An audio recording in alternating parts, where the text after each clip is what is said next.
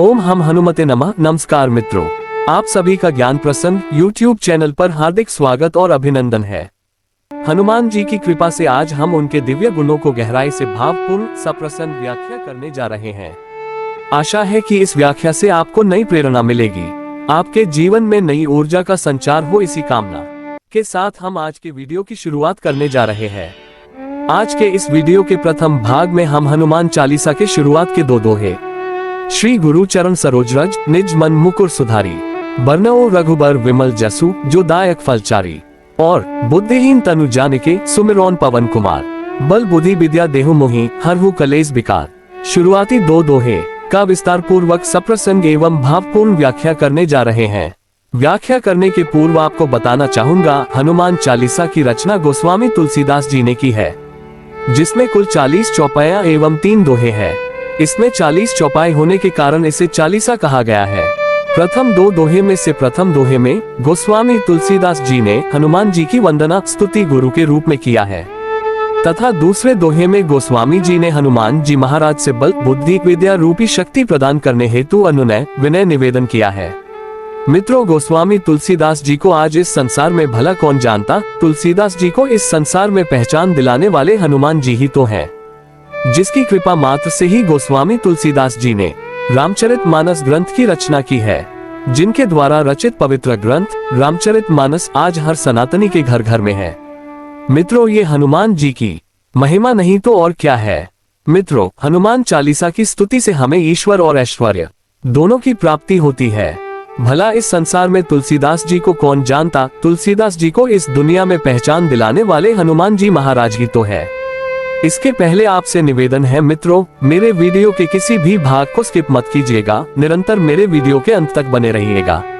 Video देखने के बाद यदि आपका कोई सुझाव हो तो अवश्य दीजिएगा। आपके सभी सुझाव मेरे लिए सराहनीय एवं अनुकरणीय रहेंगे। मेरे अपकमिंग वीडियो के लेटेस्ट अपडेट पाते रहने के लिए मेरे YouTube चैनल मानस प्रसन्न को सब्सक्राइब कीजिएगा। हमारे चैनल मानस प्रसन्न के आध्यात्मिक सत्संग के इस श्रृंखला के अंतर्गत आपके बीच विभिन्न पौराणिक कथाओं एवं सनातन ग्रंथों की सरल एवं प्रासंगिक विस्तार पूर्वक भावपूर्ण व्याख्या की वीडियो विभिन्न अलग अलग भागों में आपके बीच लाते रहेंगे। अब मित्रों, ज्यादा विलंब न करते हुए आज जाते हैं आज के मानस प्रसंग श्री हनुमान चालीसा के प्रथम दो दोहे की भावपूर्ण गुण व्याख्या में।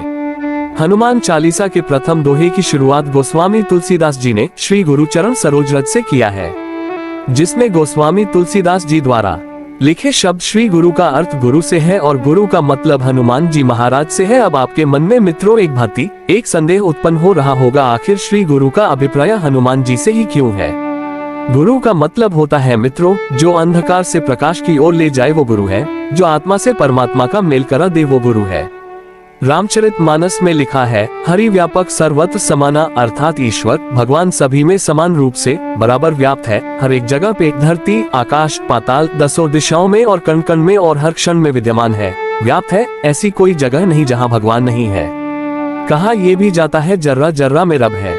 भगवान हर जगह है, फिर जो हर एक जगह है उन्हें ढूंढने की जरूरत कहाँ पड़ती है।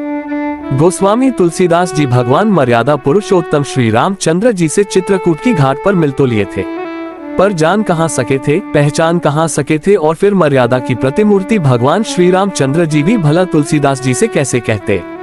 प्रभु श्री राम ने बात कुछ आगे बढ़ाए। गोस्वामी जी से बोले, बाबा हमें चंदन लगाना है, हमें थोड़ा चंदन दे दो। इसी के बहाने चलो बात कुछ आगे बढ़े। उधर तुलसीदास जी का दिमाग भी कुछ काम नहीं कर रहा था। अब राम जी भला करे तो क्या करे। राम जी भी सोच में पड़ गए, भला इसको अपना परिचय कैसे दे।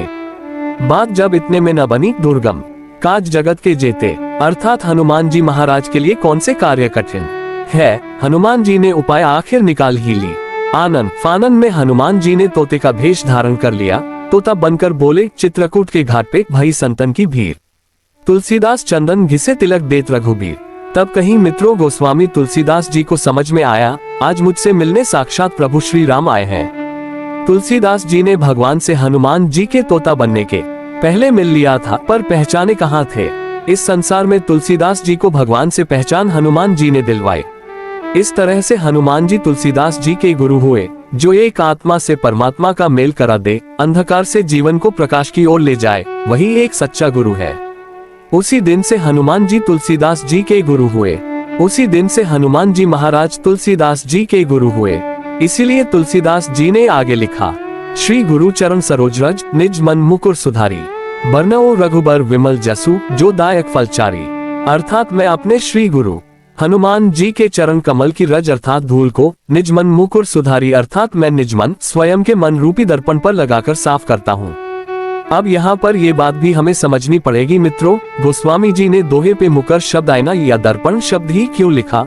देखने के लिए साफ आंख नेत्र की जरूरत पड़ती है, पर यहाँ दर्पण लिखा।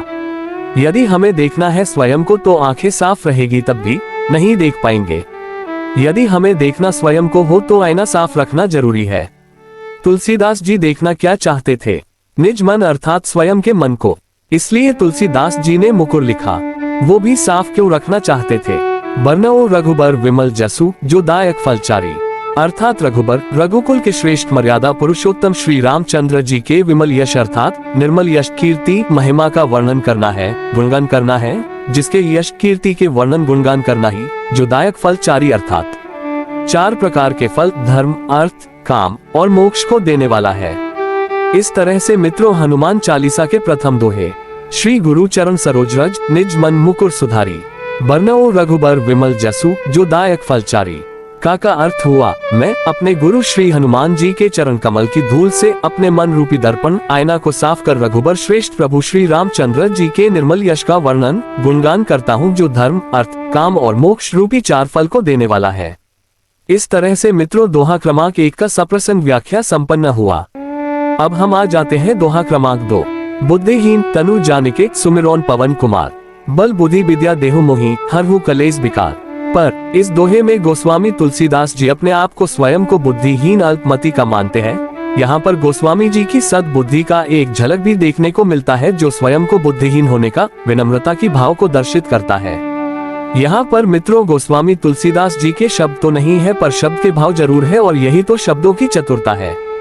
अब हम मित्रों इस दोहे की व्याख्या पर आ जाते हैं। अंडस को बुद्धिहीन तनु जानिके सुमिरौन पवन कुमार, बल बुद्धि विद्या देहु मोहि, हरहु कलेश विकार।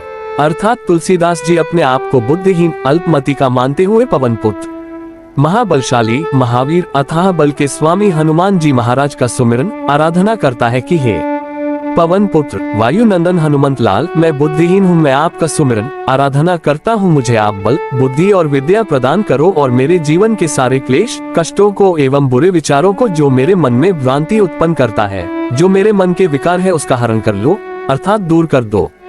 यहाँ पर हमें मित्रों दोहा क्रमांक 2 की दूसरी पंक्ति बल बुद्धि विद्या देहु मोहि हरहु कलेश विकार की गूढ़ अर्थ को समझना और आवश्यक है। गोस्वामी तुलसीदास जी ने ऐसे ही हनुमान जी की स्तुति बल बुद्धि विद्या प्राप्त करने के लिए नहीं की थी। हमें अनेक प्रसंगों में हनुमान जी के बल बुद्धि विद्या में श्रेष्ठ होने का प्रमाण मिलता है। हनुमान जी के बल ताकत शक्ति के संदर्भ में उन्हें अतुलित बलधामम हिमशैलाब्देहम कहा गया है, अर्थात हनुमान जी अतुलित बल अर्थात ऐसे बल जिसकी तुलना करना संभव नहीं है, अतुलनीय बल के स्वामी कहा गया है। हनुमान जी केवल शारीरिक बल मात्र में श्रेष्ठ नहीं, बल्कि वे मानसिक और आध्यात्मिक बल के भी प्रतीक हैं। वे धैर्य साहस और संकल्प शक्ति के स्वामी हैं, जो राम काज हेतु सदा संकल्पित है। ऐसे मेरे प्रभु हनुमान जी महाराज को हृदय की गहराई से नमन। इसके आगे लंका सोकोट समुद्र सीखाए, जात पवन सुख बार न लाए, इसका भी वर्णन है, अर्थात लंका के समान कोसों की दूरी और समुद्र जैसे गहरी खाई गर्त को हनुमान जी क्षण भर में ही पार कर दिया था। ऐसे असंभव कार्य को संभव कर देने वाले महाबलशाली हनुमान जी महाराज ही तो है। द्वापर युग के श्रेष्ठ धनुर्धर अर्जुन के सारथी भगवान मुरलीधर श्री कृष्ण थे, पर उनके रथ में लगे ध्वजा पताका में हनुमान जी ही तो विराजित थे, जिनके बल और पराक्रम से अर्जुन के रथ संतुलित होता था। हनुमान जी के बल पराक्रम के संदर्भ में एक और प्रसंग हनुमान जी के लंका प्रस्थान करने के पूर्व का प्रसंग रामचरितमानस की चौपाई है, जो अति महत्वपूर्ण है। हनुमान जी के बल बुद्धि विवेक की महिमा के गुणगान करने के लिए तथा हमें समझने के लिए आवश्यक है। कही रीछपती सुनु हनुमाना, का चुप साधी रहे हूँ बलवाना, पवन तनय बल पवन समाना, बुद्धि विवेक विज्ञान निधाना। इस प्रसंग में जामवंत हनुमान जी से कहते हैं, हनुमान जी तुम क्यों चुप्पी साधे बैठे हुए हो, तुम पवन के पुत्र हो और पवन के समान तुम में बल है, तुम बुद्धि विवेक और विज्ञान से पारंगत हो। विद्या, बुद्धि, विवेक के विषय में हनुमान जी को ज्ञानियों में श्रेष्ठ और सभी गुणों से परिपूर्ण कहा गया है। हनुमान जी को ज्ञानी नमग्रगण्यम सकल गुण निधानम कहा जाता है। इस तरह से गोस्वामी तुलसीदास जी ने हनुमान जी की स्तुति बल, बुद्धि, विद्या के लिए क्यों की है स्पष्ट हो गया। मित्रों, हनुमान जी के बल, बुद्धि और विद्या की यह व्याख्या आपको कैसी लगी?